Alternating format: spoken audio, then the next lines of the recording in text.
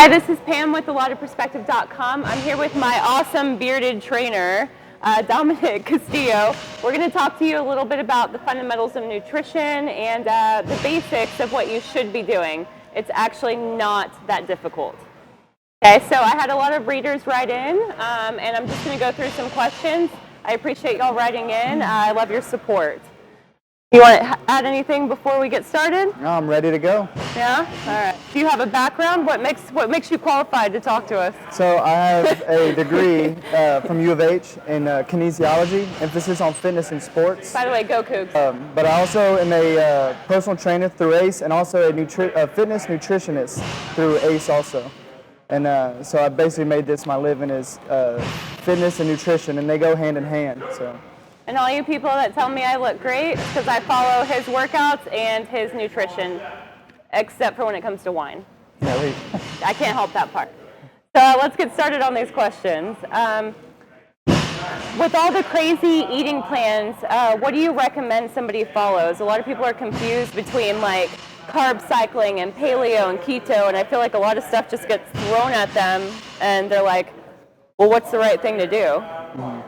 What do you recommend? This is one of my favorite questions to answer because people are either like, oh, that's it, or they're like, really? That's it? And the answer is you're already on a diet. Everybody's on a diet. Now stay with me here. What I mean by this is if you watch an animal show, I always relate it to this. If you watch Discovery Channel or National Geographic and they're doing a segment on a certain animal, they always say this animal's diet consists of, and it's whatever they're eating. I never thought about that. Yeah, it's the same thing with us. Whatever we're eating is part of our diet. Diet is short for dietary intake. That makes me feel better though, because a lot of people are like, Pam, what diet are you on? I'm like, I don't diet. I just eat. Yeah. I don't consider it dieting. It's just what I'm eating. That's what you're eating, and that's actually the easiest way to have longevity in I'll say a better meal plan. You know, because you're not thinking, okay, what most diets like paleo. Atkins, really any diet will have restrictions and limitations, and some of them where I don't like is they'll pull things out completely, you know, whether it be carbs or proteins. And really the key to eating right is moderation. You hear me say that a lot, it's moderation. Yes. It's, you know, you can have the wine, but that doesn't mean have a whole bottle of it, you know, every time you go to drink wine, you know what I mean? Oh, not every time, but every sometimes. time. There you go, yeah. So that's the key, is remember that diet is short for dietary intake. If I go out and have a chili cheeseburger, I just made that part of my diet, you know what I mean? But same thing, now I know to eat the better things more often. And that, you know, it's a balance, it's moderation. So one of my readers did say that sometimes they just get so discouraged with the whole word diet and that, and they just end up going to like Whataburger, which is a total Texas thing to do, and just saying, oh, I'll burn it off later. Can you actually burn that off later? No. It depends on how many times you go there. Yeah, and this drives me crazy because you'll see like the memes that it's like, and I get that they're trying to be positive towards working out and deterring people from eating bad, but it'll be like have a Snickers bar is equal to 500 jumping jacks. That's not how you need to think about food and exercise. It's not a trade-off like that. Yeah, it does not work. No, you cannot. You can never do enough exercise to outweigh a bad diet, and not just because of how you look, but because how you feel. Eating right will make your workouts better, and vice versa. Working out will actually make your metabolism faster, where you can, you know, get away with the. You know, certain bad meals and stuff, but that doesn't mean you need to go all out and have that cheeseburger or Whataburger all the time. You know what I mean? So it's not a trade-off. I'll say that. Whenever I'm in here putting in the work all the time, and then I go out, not often, but I'll have kind of a crazy cheat day, like hanging out with girlfriends, and I'm constantly putting in bad stuff for that whole day. The next day, it does not matter if I came to see you, what I did, I feel, for lack of better words, like crap the whole day. You feel a little miserable. I'm sluggish, I can't catch up, Absolutely. I'm tired. I'm tired anyway, but it makes me even more tired. So I definitely see where you're going with that. And that's what I tell people is that putting in those key nutrients, like if I feel like sugar, why not have fruit? I'm not a candy person, but I have lots of friends that like chocolates. Courtney, for example, don't hate me, Courtney. and they can't really resist that urge. But for me, I find that I normally substitute it with something else that's healthier, like fruit. Is that like a better way of thinking? Yeah, absolutely. That's what I tell people all the time too when they ask.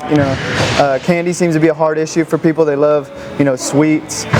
So easy, like one piece. Yeah, and one piece. so going with fruit is a great alternative because you have that sweet taste, so it fills that.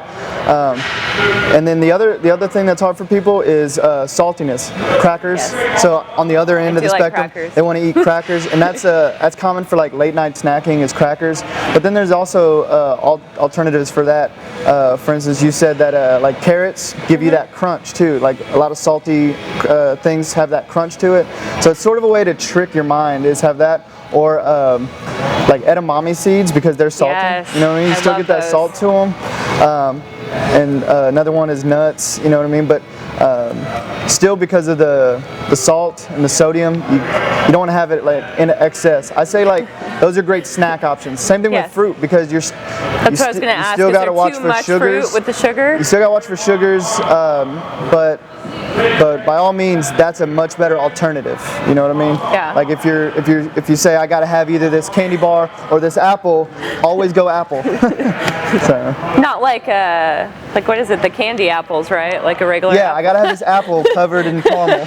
No. Halloween is coming up. Yeah. So according to all the stores that are around us, Halloween, and they've already reminded me that Christmas is coming up. So. Oh yeah. And I know for me, I try to be careful for the most part because I know around the holidays everybody slips a little bit because everything's so good around the holidays. Yes. And that's where one of my big tips, and you heard me say this to you a minute ago, and I say this to people all the time, and it's actually, I heard this in one of my certification courses. I heard when we were talking about nutrition, they said this is rule number 1, don't be weird.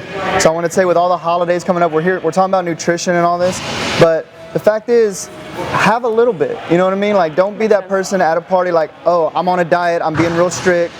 So you go to a Halloween party. It's not a diet. Yeah, not a diet.